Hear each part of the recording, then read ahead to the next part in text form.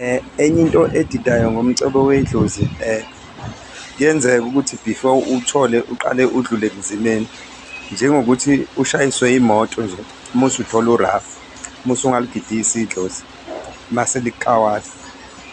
Okanye mhlawumbe uqashwe enkampanini enkulu, nixabane nomqashi wakho, mase vele ethi naye lokho uyayibhrija i-contract ekukhokhele yonke imali.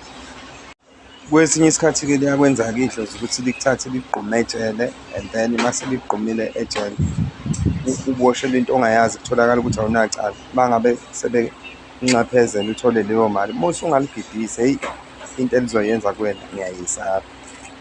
Omunye umuntu uzobuza ukuthi yini lingidlulise ebunzimeni obungaka kanti alingithandi. Cha, liyakuthanda, lisuke linothifaya ukuthi asifuni nihlupheke la, kodwa kunezinto ey'ngalungiswanga ey'ngakhambi nini. So i-notification le, alikho idlozi lithanda ukulimaza umuntu wayo noma umntwana wayo. Suke kuyi-notification, mhlawumbe khona owagcina eboshiwe ekhaya, noma omunye washayiswa imoto angagezwa, noma omunye akalandwanga kathi eboshiwe, noma wafela ematohweni. Cansi kuyezwakala ukuthi ngiqonde ukuthini.